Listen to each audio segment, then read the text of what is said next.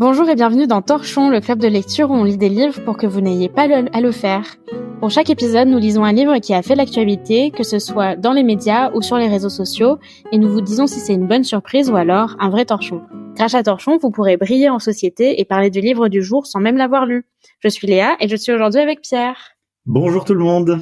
Et le livre du jour est Be Useful, 7 Tools for Life par Arnold Schwarzenegger, publié en 2023 aux éditions Random House Large Print. Mais avant toute chose, l'épisode du jour n'est pas sponsorisé par The Pitch, studio de pole dance situé dans les Batignolles à Paris. Ce studio a été créé par mon amie Tamar et est ouvert depuis septembre de cette année.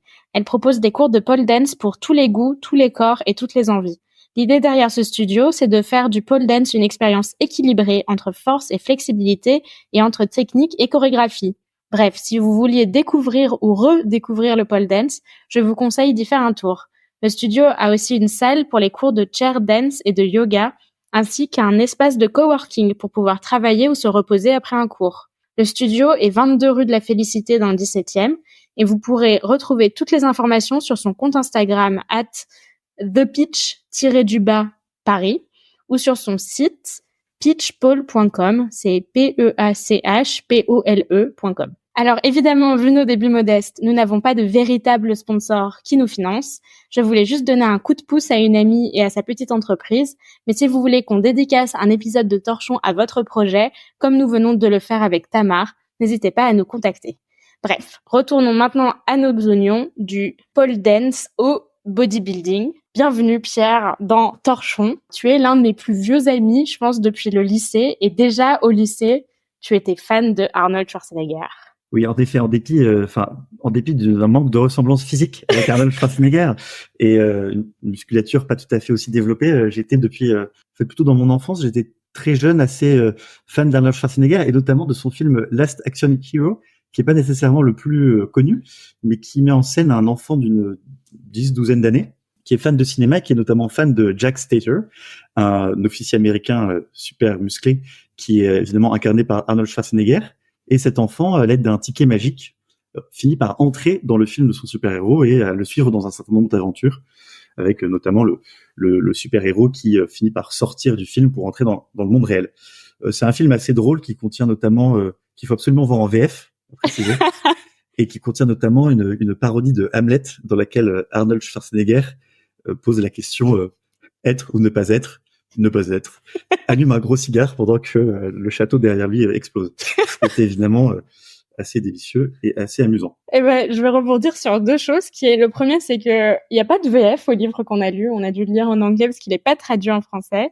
Et le deuxième truc, c'est que finalement, Arnold Schwarzenegger fait la même chose, c'est-à-dire qu'il nous invite à rentrer dans son monde et à devenir des action heroes. Arnold Schwarzenegger a eu 3 carrières. La première, c'était en tant que bodybuilder et il a commencé en Autriche, donc son pays natal, pour ensuite arriver aux États-Unis. Ensuite, il a eu une deuxième carrière en tant qu'acteur de cinéma et notamment dans des films d'action. Vous le connaissez sûrement dans la série Terminator. Et ensuite, il a eu une troisième carrière comme gouverneur de Californie sous le parti des Républicains, mais qui en fait finalement a une approche très bipartisane de la politique. Et là, on arrive à sa 4e carrière finalement, qui est sa carrière d'influenceur fitness. Et c'est toi, Pierre, qui m'a conseillé de m'abonner à sa newsletter, The Pump Club. Maintenant, il a même une appli, donc tu peux te faire coacher par Arnold lui-même. Mais voilà, il revient un peu aux sources. Il revient au bodybuilding de manière un peu plus 21e siècle, un peu plus Instagram. Et donc, je pense qu'on est un peu... Il faut peut-être tout de suite dire aux lecteurs, aux auditeurs, que on est quand même très très acquis à la cause. Que moi, je le suis sur... je suis abonnée à sa newsletter. J'ai regardé le documentaire sur Netflix. Enfin, je suis quand même, je le trouve très sympathique, ce monsieur, quoi, après tout. Le livre qu'on a lu, en fait, c'est un peu un ovni dans le sens où c'est un livre à mi-chemin entre les mémoires et le livre de développement personnel. Donc, c'est pas chronologique. On suit pas sa vie de sa première carrière à sa 4e. Il a 7 règles pour vivre une bonne vie. Et ces règles sont illustrées par des moments de sa vie assez divers sur différents aspects. Donc c'est à la fois des mémoires dans le sens où on apprend un peu la vie de Arnold Schwarzenegger, mais en même temps il est là plus pour nous motiver, pour nous coacher à devenir un peu comme lui, quoi, au fond. Moi, j'ai trouvé que c'était un livre très efficace justement grâce à cette structure. Parce qu'en fait, il a une vraie vie avant, donc tu peux pas lui dire mais pour qui tu te prends, connard, tu vois. T'as un côté genre oui, c'est vrai, t'as quand même bien réussi avant de me donner ces conseils, donc je te crois. Mais ça ne marche pas en tant que mémoire parce que en fait, comme il doit nous motiver, il va un peu passer sous silence les moments les moins glorieux de sa vie, notamment dans l'introduction où il dit j'ai vraiment détruit ma famille, j'ai fait une grosse connerie, c'est horrible. Et il dit non mais par contre je vais pas vous en parler, vous pouvez utiliser Google pour ça. Donc on n'est pas dans une ambiance genre confession, je vais te dire ce que j'ai fait. Et ce qu'il a fait, c'est qu'il a trompé sa femme avec sa femme de ménage et ils ont eu un enfant ensemble, donc c'est quand même assez spécial. Mais bon voilà, donc il faut pas, on est arrivé dans cette lecture très acquis à la cause de Arnold parce qu'on l'aime bien. Et en plus de ça, lui, il modifie un peu sa vie pour montrer un peu les parties les plus reluisantes, quoi. Oui, moi je dirais que de façon générale, en fait, il y a une partie, comme tu le disais Léa, un livre assez classique de développement personnel, parce qu'on commence par, là, il décrit cet échec familial et un peu le fait qu'il a réussi à se sortir de cet échec dans une perspective très de born again, un peu américaine. Puis les 6 premiers chapitres, c'est avoir une vision claire, think big, ou alors avoir des objectifs ambitieux, travailler beaucoup, défendre son activité, de la communication, être positif, et puis open your mind, donc être curieux. Parce que ce sont un peu des critères classiques de développement personnel. Mais peut-être que le 7e chapitre et le titre du livre sont un peu plus originaux. Il s'appelle Be Useful. Et l'idée générale, c'est que, tous ces objectifs n'ont d'intérêt que dans la mesure où on rend à la communauté, à la société, ce qui a permis le succès par ailleurs des individus. Et ça m'a fait beaucoup penser à un courant du Parti démocrate américain qui est incarné notamment par un discours d'Obama qui était, j'ai noté, le 13 juillet 2012, et dont la conclusion c'était, à l'intention des Américains, je cite Obama, quelqu'un a aidé à créer ce système américain incroyable qui permet à chacun de s'épanouir. Quelqu'un d'autre a investi dans les routes, dans les ponts. Si vous avez créé une entreprise, si vous avez eu un succès, ce n'est pas vous qui avez créé les routes et les ponts sur lesquels les camions transportent les matériaux dont vous avez besoin pour votre entreprise. Et ça, c'est un peu une manière de nuancer le rêve américain et notamment l'idéal du self-made man, qui est, je pense, assez original et qui, de façon indirecte, je pense, est une critique de Donald Trump, en fait. Parce que Arnold Schwarzenegger, qui est la personne qui représente peut-être le mieux ce qu'on pourrait appeler un self-made man, donc un immigrant qui est réussi à incarner le rêve américain, lui dit que c'est pas un self-made man. On reviendra là-dessus. Je pense que, en fait, ce livre pourrait se lire comme une réaction aussi à tout un mouvement un peu masculiniste, un peu genre réappropriation de la virilité, qui est peut-être un peu toxique. Et lui essaye de s'ériger comme un homme viril, parce que voilà, c'est quand même Arnold Schwarzenegger, mais qui a des valeurs finalement qui ne sont pas juste casser des trucs et faire quoi bon lui semble, quoi. Juste je vais quand même citer la meilleure phrase du livre tout de suite. I have a rule, you can call me Schnitzel, you can call me Termi, you can call me Arnie, you can call me Schwarzi, but don't ever call me a self-made man. Après, donc le livre est en 7 chapitres qui sont les 7 règles et donc que tu as déjà cité. Le premier étant sur avoir une vision claire. Et ça commence en disant ouais, la plupart des gens se sentent perdus parce qu'en fait ils n'ont pas de vision claire vers où ils veulent aller et donc ils ont un sentiment voilà de déprime, de tristesse, de colère parce qu'ils n'ont pas une vision claire pour eux-mêmes. Et il incite en fait le lecteur à visualiser de manière quasiment comme un athlète son objectif. Et un truc qui m'a bien fait marrer, c'est qu'il dit que en fait pour pouvoir visualiser, il faut ne pas être sur ses écrans. Et donc il y a un gros moment très ok boomer, les téléphones portables c'est mauvais. Mais très rapidement, il dit, il faut laisser son esprit, travailler par lui-même sans être distrait. Il donne l'exemple des marches, de marcher, de prendre des petites promenades. Et ensuite, il dit, ouais, moi, je fais des petites promenades. Et puis, si les promenades ne marchent pas, je vais dans mon jacuzzi. Et donc, il y a un passage assez savoureux où il dit, These days, I create space for inspiration by taking a jacuzzi every night. Et je suis là, genre, c'était un très bon conseil, Arnold, mais malheureusement, mon jacuzzi est cassé. Oui, c'est ça. Et donc, il dit que le discours qu'il a écrit après les événements du 6 juillet 2021, qui sont les événements où il y a eu une insurrection du Capitole aux États-Unis, il l'a eu donc dans son jacuzzi, ce qui est un peu un moment un peu Fun. ouais. Je sais pas comment dire ça, genre, mec, peut-être Risible. t'aurais pas dû nous dire ça, en fait. Mais il y a un peu ce côté très candide chez lui où il est assez cash, il dit ce qu'il pense et en fait, il voit pas mal. Donc, il a genre, OK, je suis dans mon jacuzzi, t'es dans ta jalousie. Évidemment, c'est toujours le même problème quand on fait Torchon, c'est que je l'aurais lu sans Torchon, j'aurais été genre super pumped et j'aurais été trop contente. Mais évidemment, moi, je me dis, ah, mais moi, j'ai jamais, enfin, je ne suis pas Arnold Schwarzenegger, donc peut-être j'ai tort, mais avoir une vision claire, c'est pas trop mon truc, en fait. J'ai tendance à avoir plutôt des visions très court terme et toutes petites, et j'incrémente au fur et à mesure.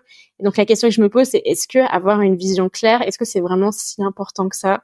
Je sais pas ce que t'en penses, toi, pour toi-même, pour ta vie perso. Oui, alors je me suis posé la question, mais je vais peut-être juste ajouter un tout petit truc. En lisant le livre, on s'est demandé tout à l'heure, en discutant du podcast, quel était un peu l'objectif général du livre. Oui, il me semble, parce qu'on se demande, est-ce que c'est pour avoir du succès? Est-ce que c'est pour être riche? Est-ce que c'est pour, je sais pas, être utile? Et en fait, je pense que le but de fond du livre, c'est plutôt d'être heureux, parce qu'il décrit, en fait, dans l'introduction du livre, qu'il veut lutter contre la dépression et la anxiety, qui, d'après lui, est un des maux de nos sociétés contemporaines, et offrir une voie calme au milieu du chaos du monde contemporain, en gros.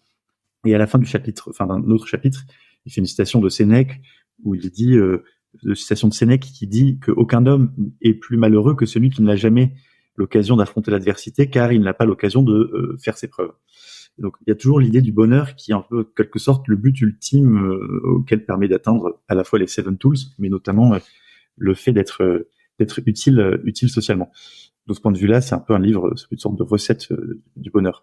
Pour la question de la vision, ça fait partie des moments dans le livre dans lesquels il met énormément la pression au lecteur sur le fait qu'il est absolument nécessaire d'avoir du coup des objectifs de très long terme et aussi d'une très grande clarté.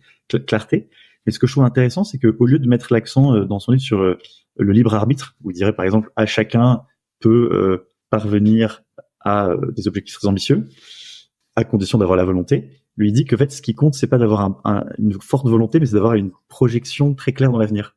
Et ça, c'est assez intéressant parce que je pense que les individus ont tous un niveau de volonté, de capacité de s'imposer des décisions et des actes qui est varié, alors qu'on peut tous, je pense, avoir des objectifs précis. Mais je vais faire le point avec le deuxième chapitre qui est Never Think Small, qui, en plus de ça, il met une première pression qui est, il faut que tu te donnes un objectif à long terme, il faut que tu le visualises, il faut, voilà, que tu saches exactement ce que tu veux. Mais en plus de ça, il faut qu'il soit énorme, cet objectif. Ce livre est super motivant pour les gens qui ont cette mentalité de base, mais ayant pas ce type de mentalité, j'étais un peu genre, ah, s'il te plaît, laisse-moi tranquille, Arnold. Alors, c'est vrai, mais en fait, je trouve que c'est peut-être un défaut de livre, mais il n'est pas toujours extrêmement cohérent, dans le sens où il dit en effet en chapitre 2 qu'il faut avoir des objectifs très ambitieux, mais en même temps, en chapitre 1, il raconte comment, à la salle de sport, il va voir les gens en leur disant quel est ton objectif en allant à la salle, et il essaye de creuser pour comprendre quel est l'objectif réel des gens. Et en général, les objectifs, il finit par déterminer, c'est je veux perdre 5-6 kilos, ou je veux être en forme pour plaire aux filles, ou je veux être je sais pas, en forme physique pour jouer avec mes enfants au parc, par exemple. Et il dit, en fait, qu'il faut accepter, se regarder en face et accepter le caractère éventuellement prosaïque de ses objectifs pour ensuite vraiment les atteindre et pas se dire, pas avoir des objectifs abstraits comme, je veux être en forme, par exemple.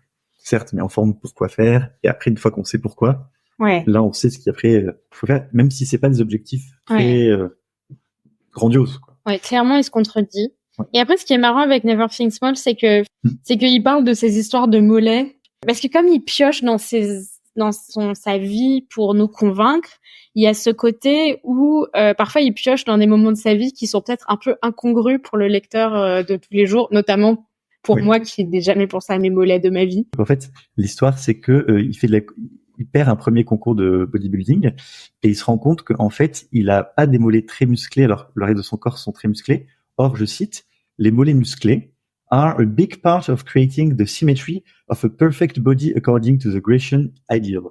Et même si c'est un peu, et donc après il raconte pendant 3 ou 4 pages comment est-ce qu'il a fait énormément d'exercices pour avoir des mollets plus développés. C'est un passage très très long, hein.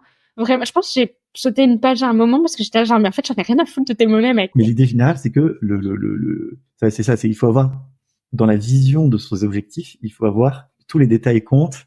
Et donc, pour devenir un champion de bodybuilding, il faut aussi insister sur les mollets musclés. Alors après, chacun peut penser pour sa propre vie quel est le petit détail qui est essentiel pour la réussite de l'ensemble. Mais et il y a un passage qui est vraiment assez intéressant parce que ça revient à de multiples reprises. Hein. C'est it's like that cheesy motivational saying. Où en fait, à de multiples reprises dans le livre, il dit ouais, j'avoue, mes conseils sont très passe-partout. Vous les avez sûrement déjà entendus. Je ne réinvente pas la roue.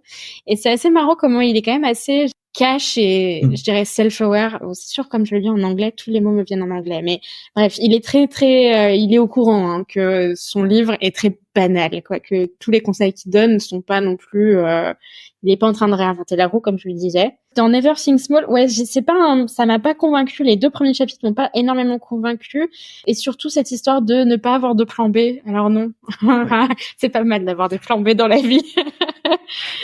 D'avoir, et surtout étant donné que il raconte comment il refuse de prendre des rôles de nazi au début, il refuse de prendre des petits rôles à la con parce qu'il dit genre non, there is no plan B, je veux le gros rôle, je veux pas les petits rôles. Et l'une des raisons pour laquelle il peut se permettre de faire ça, c'est qu'en fait, quand il était bodybuilder, il a investi dans l'immobilier, il est devenu multipropriétaire, il a fait de l'investissement locatif. Et donc, c'est évident que c'est facile de pas avoir de plan B si, en fait, il a déjà les finances qui le permettent. Mais pour le commun des mortels qui n'ont pas une rente locative, c'est sûr qu'il faudrait peut-être avoir un plan B, les mecs. Et dans ce chapitre, il y a aussi un autre exemple qui illustre le caractère un peu exceptionnel de l'individu, c'est que il explique comment est-ce que tous les gens qui le critiquent, qui se moquent de lui au moment où il veut devenir un acteur, en fait, ne cessent de le renforcer sa conviction qu'il va réussir. Il dit les gens se moquaient de mon accent, s'étonnaient que j'arrivais à parler en anglais, me traitaient un petit peu comme une sorte de bête de foire, et à chaque fois, ça renforçait mon envie de réussir. Donc en fait, ça veut dire que la négativité des autres ne l'atteint pas. Mais alors que il y a beaucoup d'autres individus qui, moi, tout le monde, qui lorsqu'ils sont critiqués par les autres, viennent perdre un peu confiance en eux, peuvent être remis en question.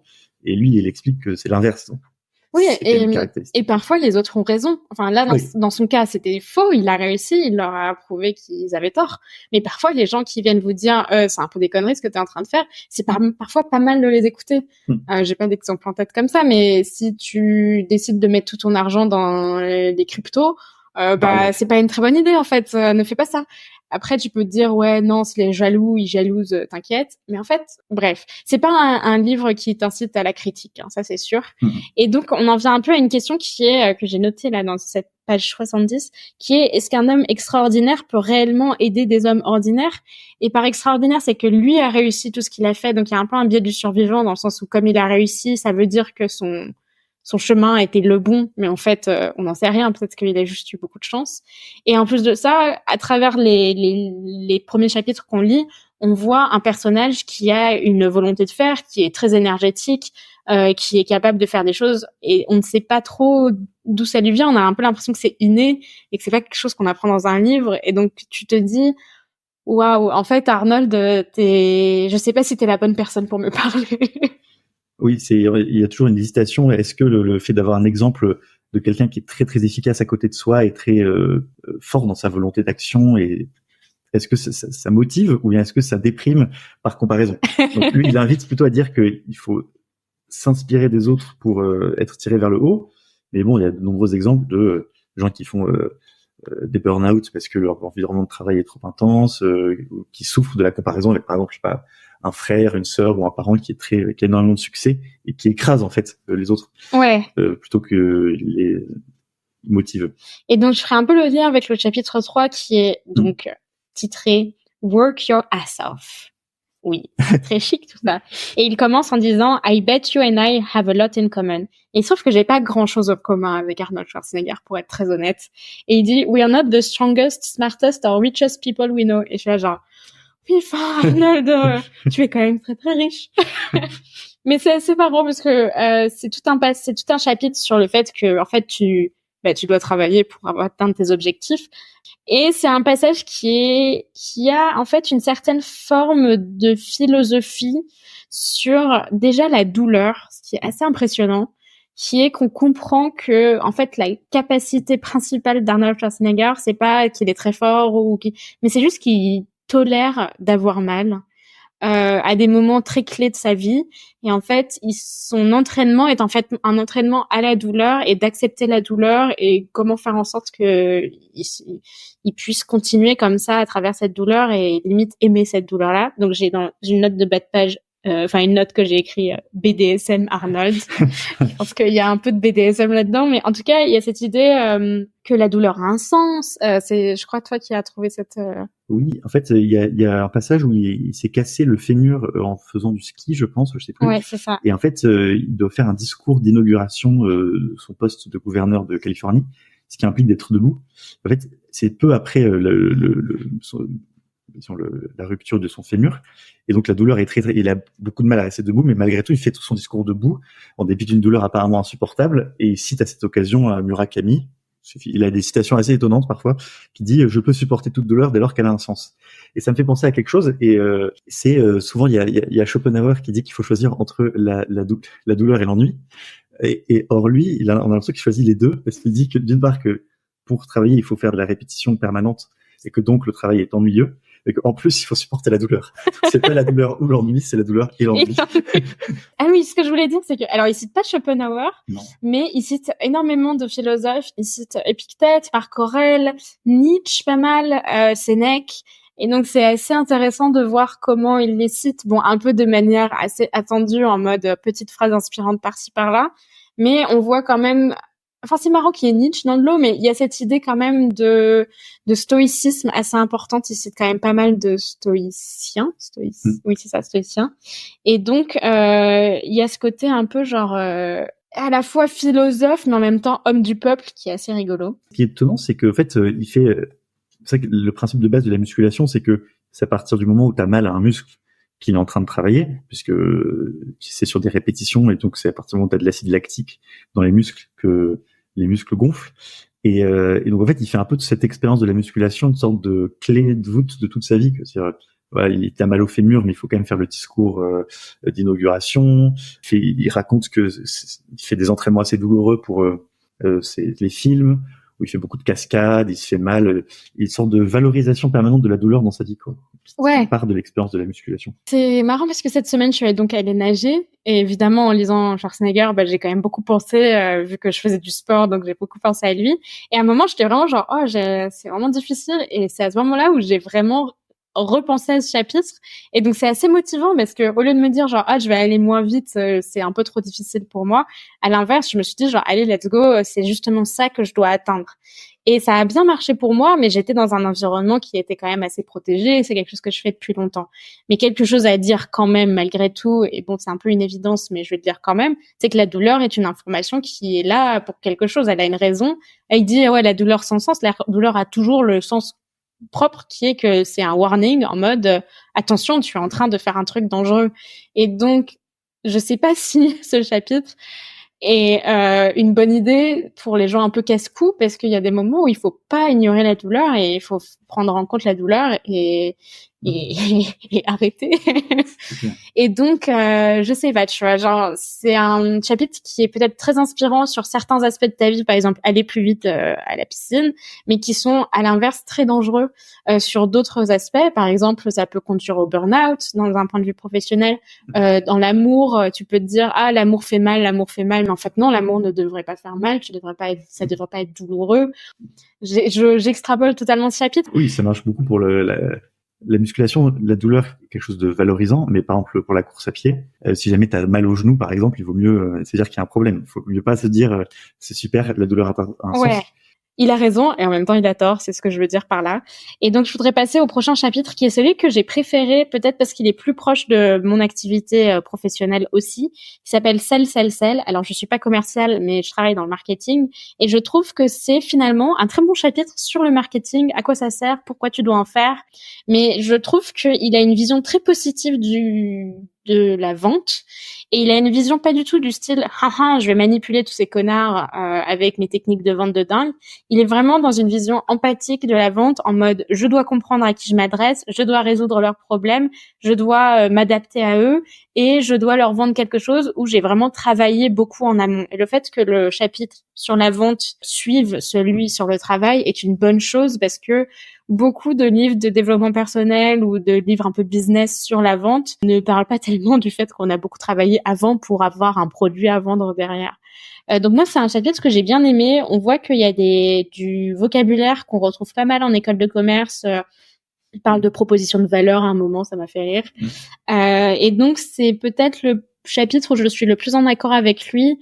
La thèse de ce chapitre, c'est t'auras beau travailler comme un dingue, si tu ne vends pas ce que tu fais, ça sert à rien en fait. Exactement. Et en plus, il raconte, c'est assez intéressant pour l'histoire du sport du bodybuilding, comment c'est Joe Weider qui a fait en fait du bodybuilding un sport assez minoritaire et assez marginal, un sport très répandu et très développé. Donc, il explique aussi que son propre succès dans le bodybuilding a contribué, mais c'est aussi nourri de la croissance du bodybuilding dans l'imaginaire du sport américain. Et aujourd'hui, c'est vrai qu'on en parlait avant, le bodybuilding, c'est quelque chose qui est très très présent et ça peut aussi expliquer peut-être en partie le regain d'intérêt pour Arnold Schwarzenegger, son regain de popularité sur le...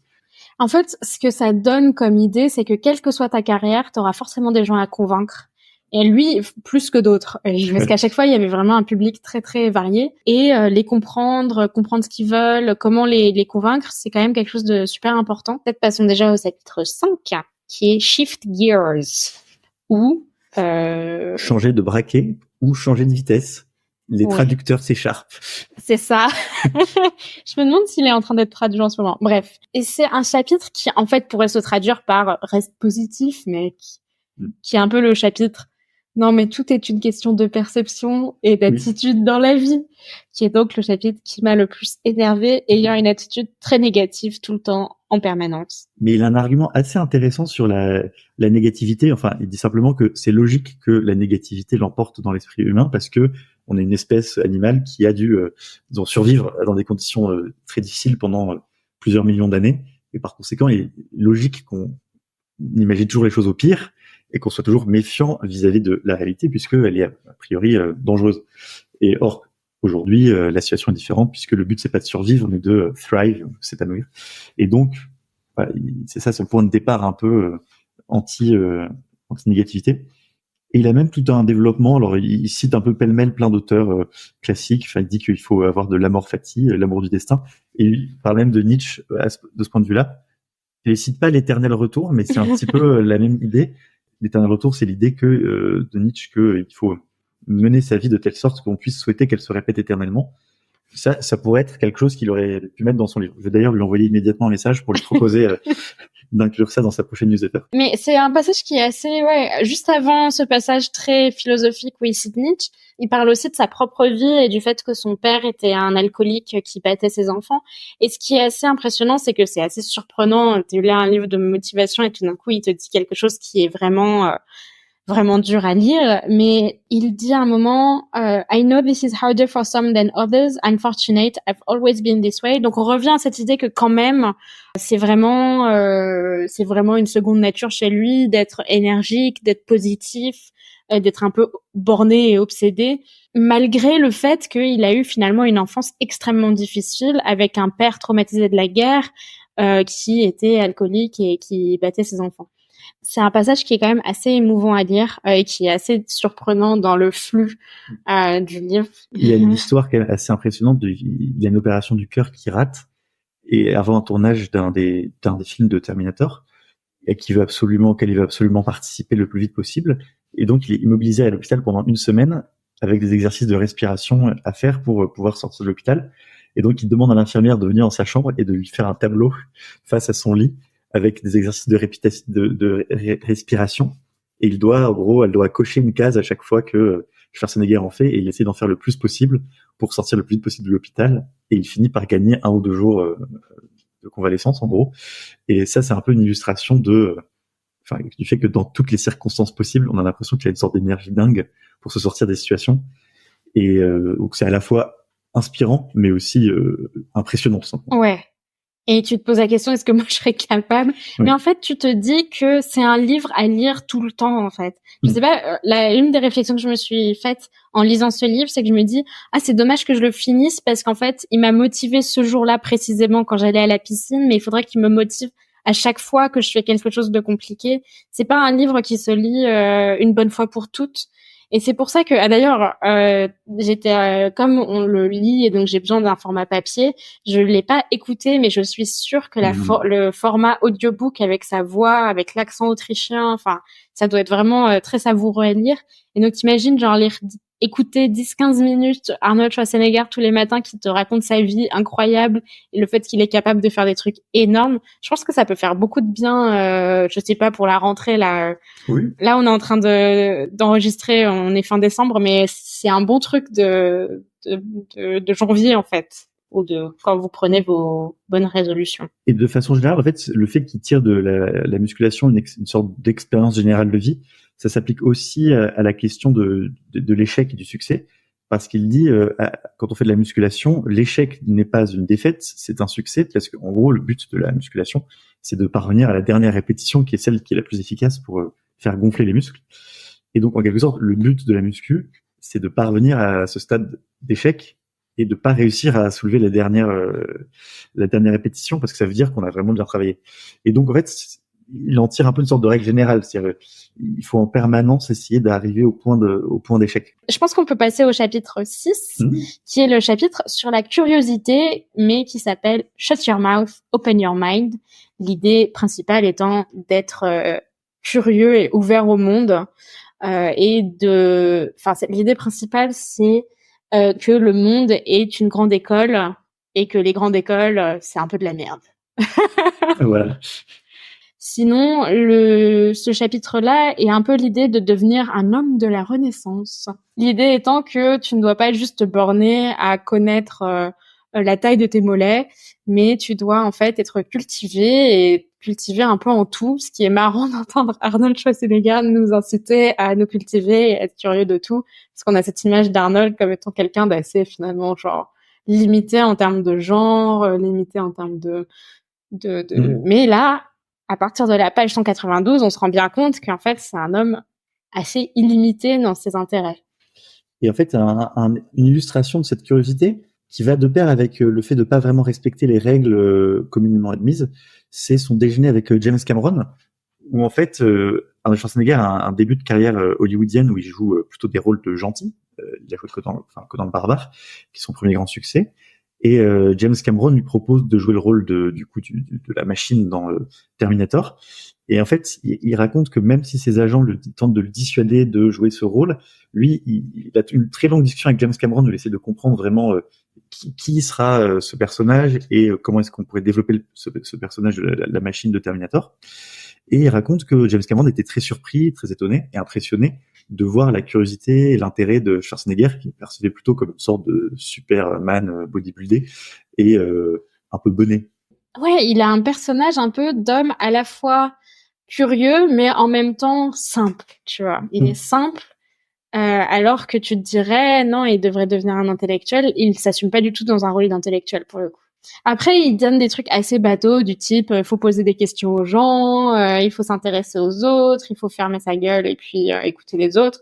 Bon, ça, c'est bien vrai. Mais après, ce qui est assez rigolo, c'est que dans ce chapitre-là, c'est un peu dans tout le livre, c'est qu'il associe des exemples très genre Lyndon Johnson, ah oui, j'ai rencontré Nelson Mandela, et ensuite il dit, oui, et puis il y a ce bodybuilder super connu qui est trop stylé, et ben il m'a dit ça l'autre jour et il avait raison, et là, oui, c'est pas les mêmes. Oui, un exercice de musculation un peu inhabituel qu'il utilise par la suite.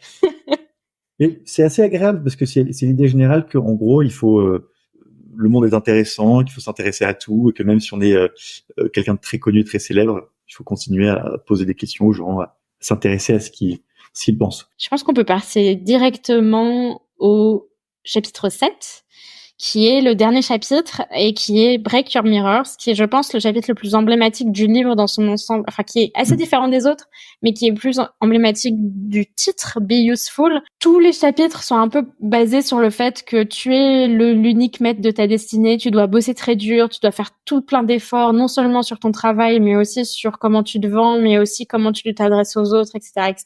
Et là, il dit, oui, tu dois aussi faire des efforts pour les autres. Au fait, les autres, tu dois aussi faire des efforts pour eux. Et donc, c'est un chapitre très américain, pour être honnête. Certes, c'est une critique du self-made man, mais en même temps, la critique du self-made man s'intègre dans une vision très à l'américaine de, en fait, tu vas devoir donner de ton temps et donner de ta personne auprès d'associations et d'entreprises d'associations, quoi, de charities, pour continuer sur mon anglicisme.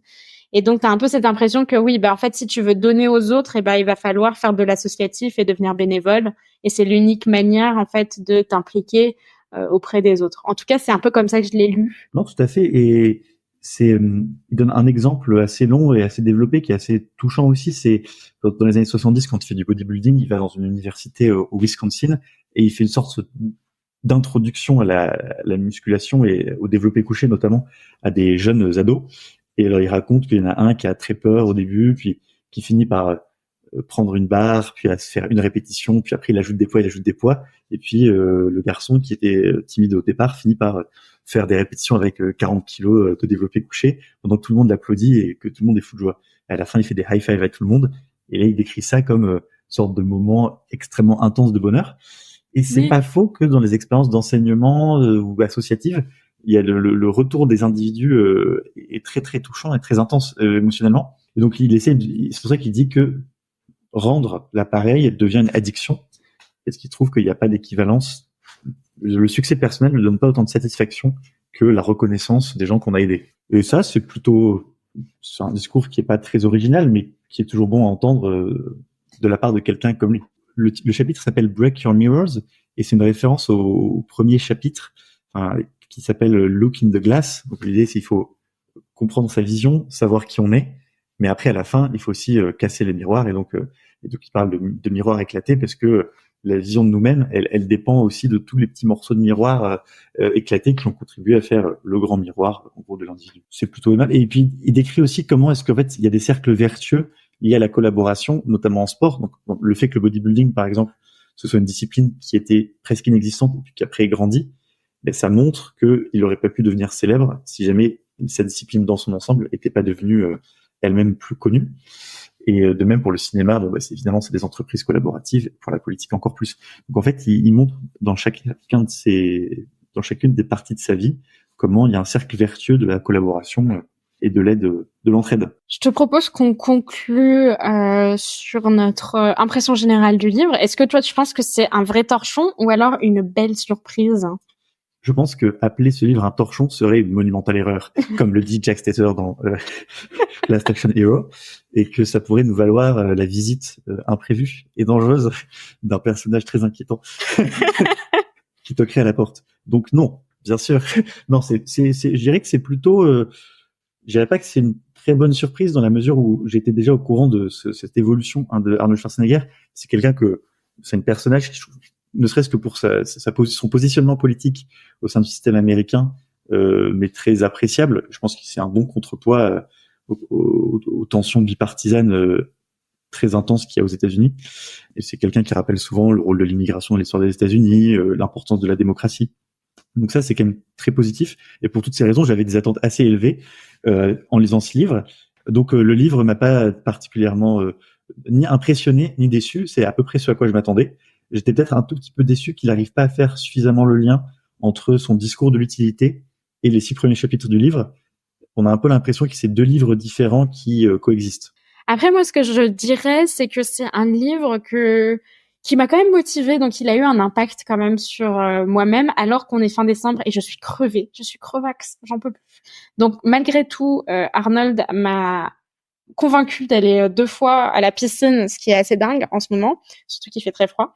Mais après, ce que je dirais, c'est que c'est finalement un livre qui fait un contrepoint assez heureux avec les dingos de la productivité qu'on peut trouver sur Internet, et notamment les influenceurs qui, je trouve, influencent assez mal une jeunesse masculine.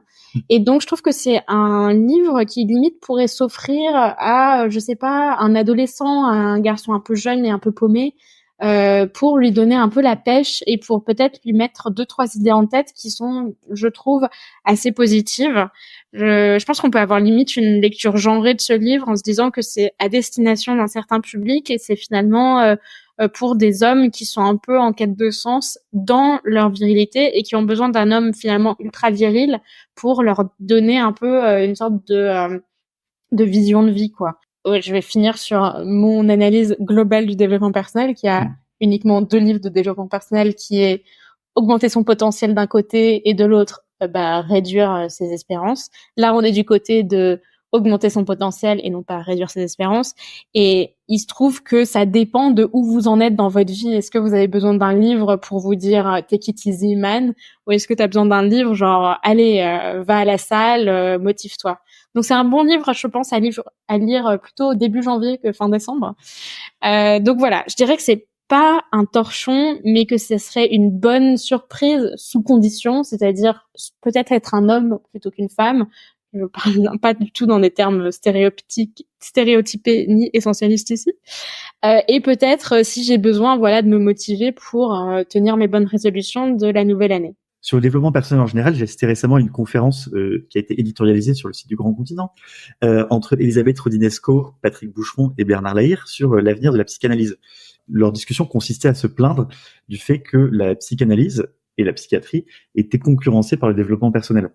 Or, moi, ce à quoi j'avais envie de répondre, et ce à quoi ce livre répond également, c'est peut-être que la psychanalyse était une discipline très essentielle pour répondre aux maux et aux difficultés de certaines catégories, qui étaient en gros les personnes vivant dans des familles bourgeoises de l'Europe de la fin du 19e et du début du 20e siècle, pas qu'on pourrait caractériser comme dominées par des figures de pères autoritaires, avec une répression de la sexualité et disons des structures sociales très figées.